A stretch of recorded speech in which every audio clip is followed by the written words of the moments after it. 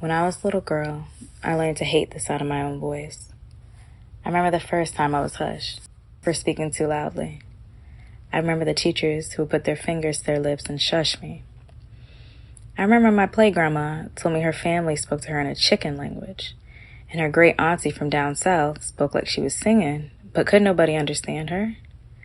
My own father once told me his elders used to speak gibberish, like their mouths was full of water. He said, "Our family had a language all of our own. All of us speak broken."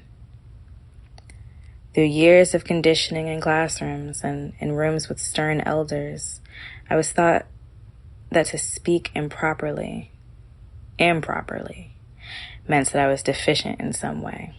That not just my words, but my mind. My mind was inadequate. My voice would be ineffective.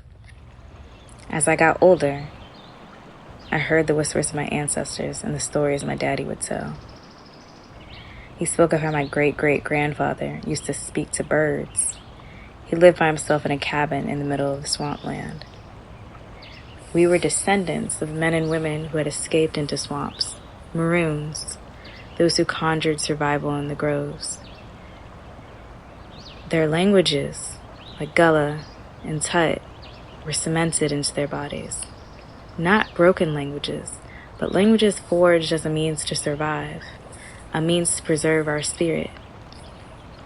Now that I have a daughter of my own, I tell her that her mama comes from tricksters, root workers, storytellers, who survived through this coded language.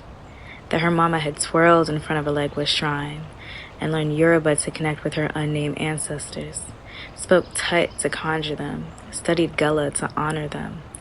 I remind her, you are protected by Mami Wata, by Yemoya, by all the ancestors who dared to crack teeth. Your voice is your power. I tell her that. Tathaishi, wak set tutu iretsus, juge vuvi, bubai, rat tataish, tuto oyorut, lule nung jugyai, jugi, lulai kaiki, I, juge vuvi, bubai, rat tataish, tuto, yakoyu. Speak louder. This is your birthright.